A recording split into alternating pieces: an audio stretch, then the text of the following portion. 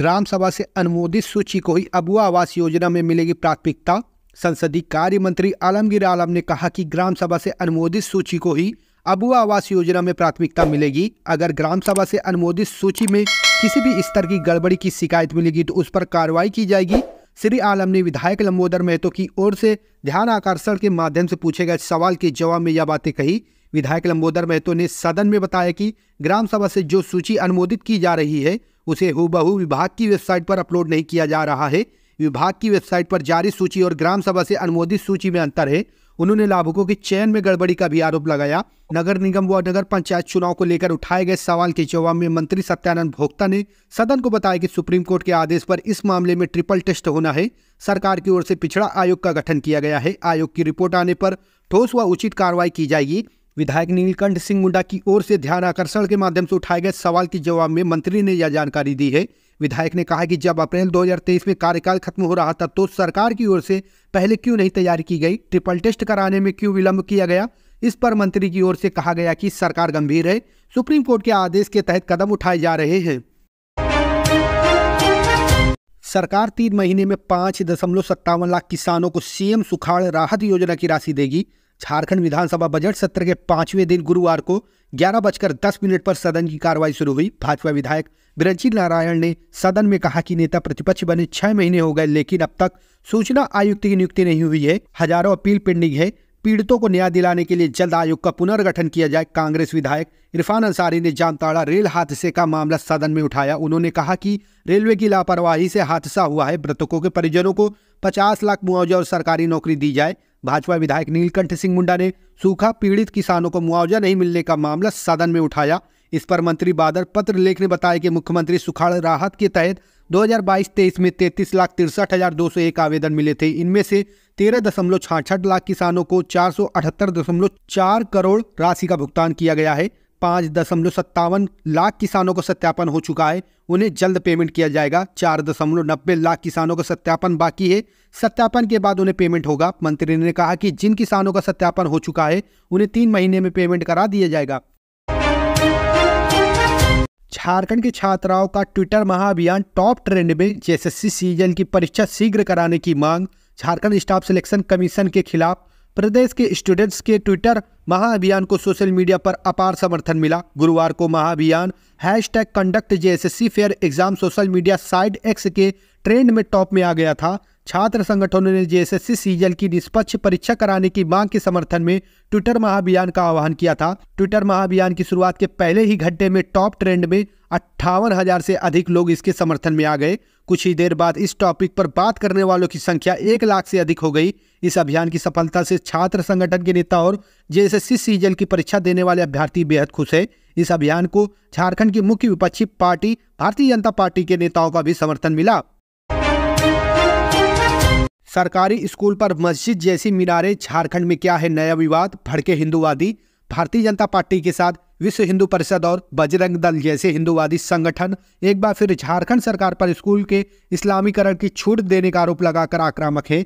पिछले कई दिनों से हिंदूवादी संगठन आक्रोशित हैं। बवाल उस वक्त शुरू हुआ जब झारखंड के हजारीबाग से एक सरकारी स्कूल पर मस्जिद जैसी मीनार बनाने की बात सामने आई। स्थानीय अखबारों में खबरें छपी तो मामला तूल पकड़ते हुए प्रदेश स्तर तक उठा। पूर्व मुख्यमंत्री और भाजपा के प्रदेश अध्यक्ष बाबूलाल मरांडी ने झारखंड सरकार को घेरते हुए इसे तुष्टीकरण का परिणाम बताया है।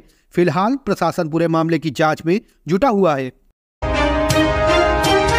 पीएम मोदी का झारखंड में मास्टर स्ट्रोक, देवघर से सीधे गोंडा पहुंचेगी रेल लाइन। लाखों लोगों का सपना साकार। अंग्रेजों से लड़ने वाले वीर योद्धा की धरती संथाल परगना आजादी के बाद भी आर्थिक और सामाजिक रूप से विकसित नहीं हो सकी। उसका सबसे बड़ा कारण केंद्र और राज्य में बैठी सरकार का ध्यान नहीं देना था। आधारभूत संरचना की समस्या से जूझते संथाल परगना पर किसी प्रधानमंत्री की नजर नहीं पड़ी। संसदीय क्षेत्र की जनता को ऐसा जनप्रतिनिधि नहीं मिला जो कि गरीब, किसान और आम जन की समस्या को दूर कराने में सेतु का काम करे। प्रधानमंत्री नरेंद्र मोदी की नज़र संथाल परगना के आदिवासी बाहुल्य इलाकों पर पड़ी। आदिवासियों के उत्थान और पिछड़े संथाल परगना में विकास की अमृत धारा बहाने का संकल्प मोदी ने लिया। प्रधानमंत्री के रूप में मोदी के 10 साल के कार्यकाल में संथाल परगना, खासकर गोंडा संसदीय क्षेत्र को शिक्षा, स्वास्थ्य, सड़क और रेल के क्षेत्र में वह मिला जो आज तक नहीं मिला। आज़ादी के अमृत काल में झारखंड के दोआब इलाके गोंडा को देवघर से सीधा रेल लाइन मिल रही है। 1 मार्च यानी कि आज प्रधानमंत्री नरेंद्र मोदी इसका उद्घाटन करेंगे।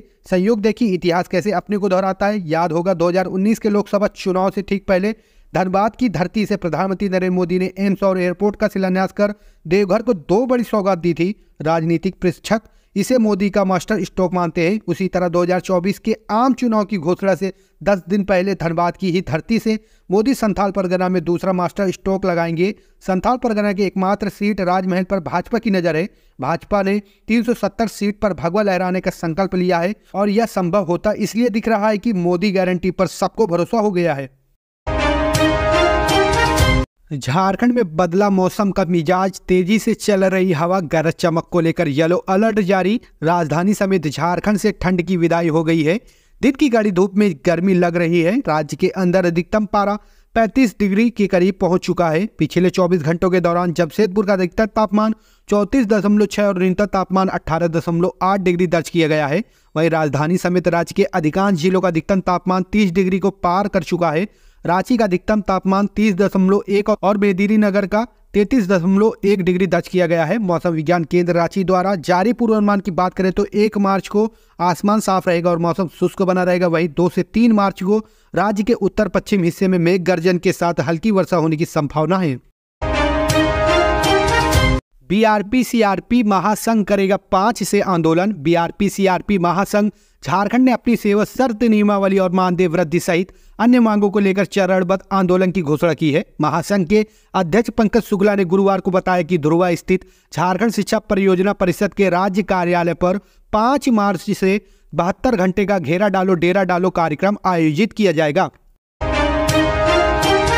हुई और अचानक होश खो दिया, जेल में बंद गैंगस्टर बाबा की संदिग्ध मौत। देवघर केंद्रीय कारा में बंद कुख्यात गैंगस्टर बाबा परिहस्ती की गुरुवार सुबह संदिग्ध हालत में मौत हो गई। बताया जाता है कि उसे उल्टी हुई और अचानक उसने होश खो दिया। उसे सुबह करीब 3 बजे सदर अस्पताल लाया गया था, जहां पहुंचने पर डॉक्टरों ने उसे मृत घोषित कर दिया। जानकारी के अनुसार जेल में बंद गैंगस्टर की मौत कैसे हुई यह फिलहाल जांच का विषय है। घटना की सूचना मिलने के बाद सदर अस्पताल में बड़ी संख्या में पुलिस बल तैनात कर दिया गया है। वहीं दंडाधिकारी की मौजूदगी में वीडियोग्राफी के साथ मेडिकल बोर्ड द्वारा विधिवत शव का पोस्टमार्टम किया जाएगा। पोस्टमार्टम रिपोर्ट आने के बाद ही मौत के सही कारण का पता चल पाएगा।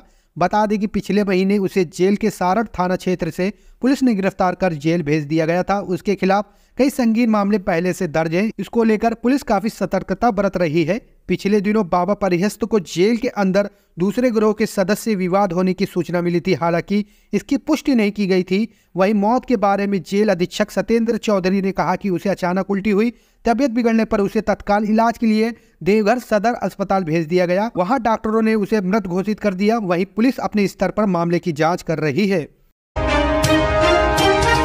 रायती जमीन पर जबरन सरकारी भवन बनाने पर झारखंड हाईकोर्ट की सख्त टिप्पणी। लैंड माफिया की तरह काम कर रहे अफसर। झारखंड हाईकोर्ट ने सरायकेला जिला निवासी एक व्यक्ति की रायती जमीन पर सरकारी भवन बनाने की शिकायत वाली याचिका पर सुनवाई करते हुए सख्त आदेश जारी किया है।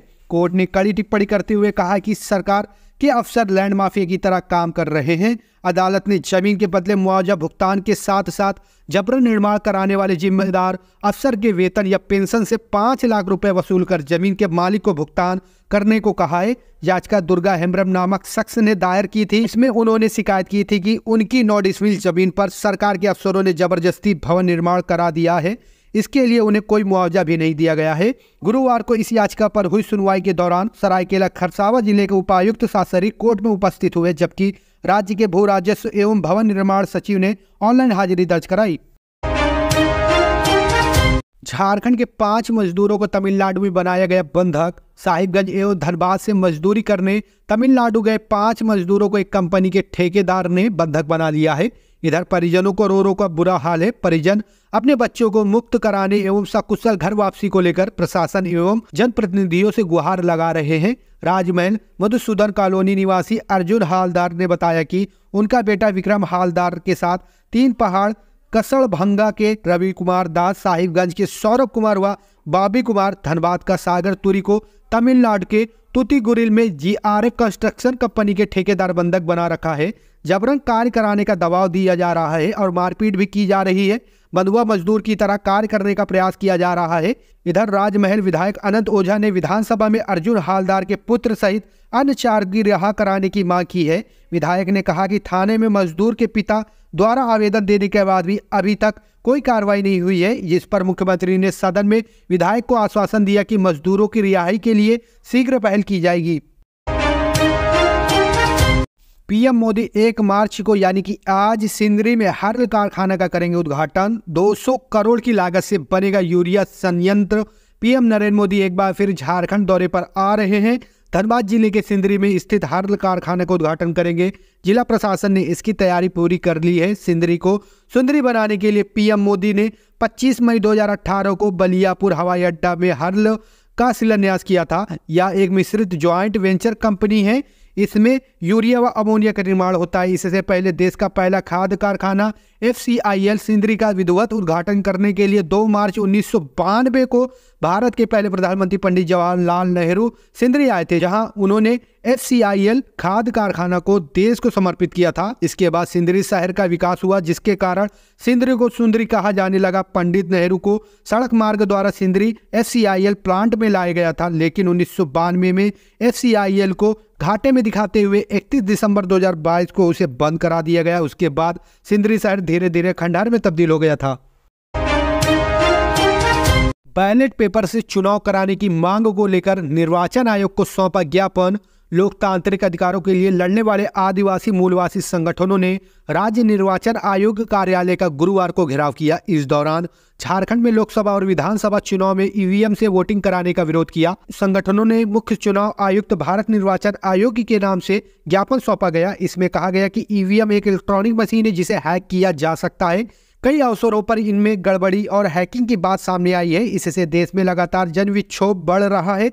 वहीं लोकतांत्रिक व्यवस्था वाले देश में ईवीएम से चुनाव कराने को लेकर चुनाव आयोग भी कटघरे पर खड़ा है। इससे विश्वसनीयता भी समाप्त हो रही है। इसलिए जन संगठनों की मांग है कि चुनाव बैलेट पेपर से कराया जाए। प्रतिनिधिमंडल में लक्ष्मी नारायण मुंडा, अजय तिर्की, प्रफुल्ल लिंडा, दयाशंकर, कुंदन सिन्हा, सुनील पासवान, निरंजन हिरेंज, विनोद यादव, बसंत उरांव, अरविंद मिश्रा, जयंत टोप्पो, रूपचंद केवट सहित कई लोग मौजूद थे।